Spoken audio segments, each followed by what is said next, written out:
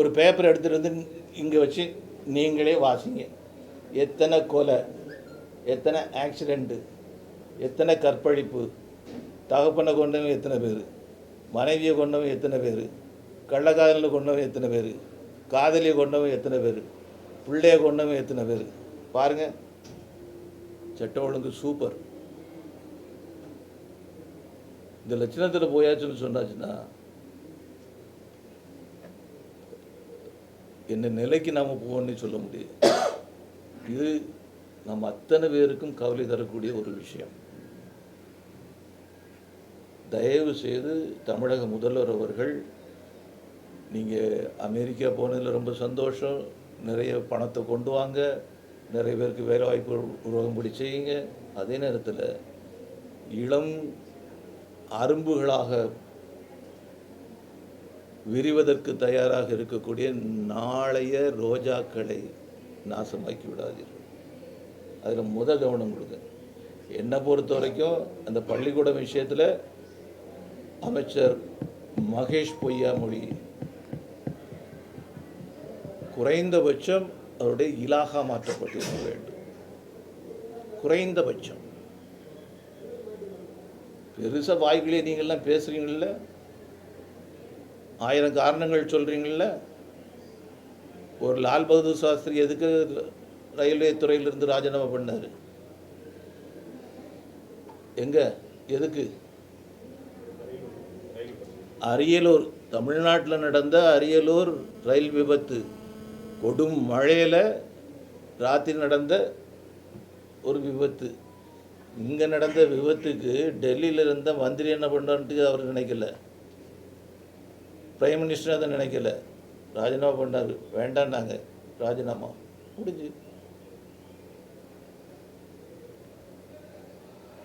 நீங்கள் பார்க்கலேருந்தே ஒன்று புரியுது, இதெல்லாம் திமுகட்ட நீங்கள் எதிர்பார்க்கலாமான்ட்டு. அப்படித்தானே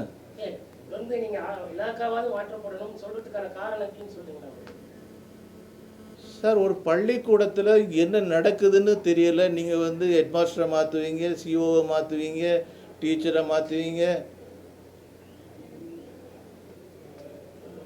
பார்வையற்ற ஒரு ஆசிரியர் ஒரு கேள்வி கேட்டிருக்கிறாரு, அதை நீங்கள் பிரமாதப்படுத்துறீங்க.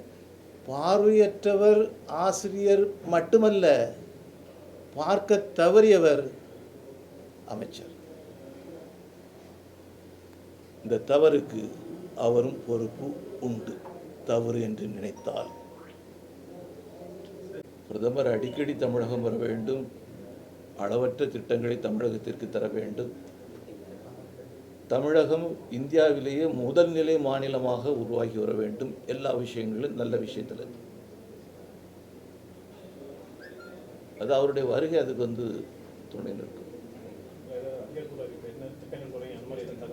என்னங்க தெரியலங்க. சிலருடைய மனது புண்படும், அது ஏற்றுக்கொள்ள முடியாத விஷயம். பள்ளிக்கூடத்தில் ஒரு காலத்தில் என் பிள்ளைய நீங்கள் அடித்து திருத்தி படிக்க வச்சு கொண்டு வரணும்பாங்க. அப்படிதானே? இன்னைக்கு உங்கள் பிள்ளைக்கு நீங்கள் அது சொன்னீங்களா? உங்கள் டீச்சர்கிட்ட போய் என்ன சொல்லுங்கள், நல்லா சொல்லிக் கொடுங்க, நல்ல பையன், ஈஸியாக எல்லாம் கிரகிச்சுக்குவான், நல்லா சொல்லிக் கொடுங்க. அதுக்கு மேலே அவன் தலையில் ஏறலைன்னு சொன்னால் பையன் தப்பு இல்லை, டீச்சர் தப்பு. காலம் மாறி போச்சு.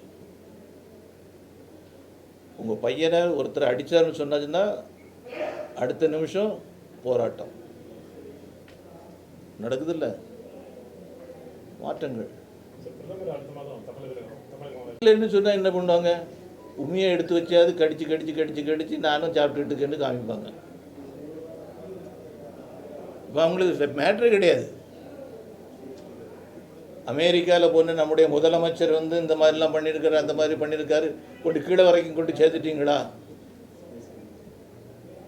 ஈஸியாக பண்ணக்கூடிய விஷயம் என்ன? நீங்கள் சொன்ன மேட்ரு தான். புரியுதா? இந்து தர்மத்தில் பலவிதமான வழிபாட்டு முறைகள் இருக்குது. குரு வழிபாடு இருக்குது. அவன் வேற எந்த சாமியும் கும்பிட மாட்டான். சித்தர் வழிபாடு இருக்குது. யாரையும் கும்பிட மாட்டான், சித்தரை தான் கும்பிடுவான். குரு வழிபாடுனுச்சுன்னா குருவை தான் கும்பிடுவோம். யார் சொன்னாலும் கேட்க மாட்டான். தாய் தகப்பன் தான் தெய்வம் ஆட்டோட எழுதி போட்டிருப்பாங்க. நீ ஏன்டா இந்த சாமிக்கு பேர் போடல அந்த சாமிக்கு பேர் போடல நீ கேட்க முடியுமா? நான் கேட்க முடியுமா? அவனை பெற்றெடுத்த தாய் தந்தை அவளுக்கு தெய்வம்.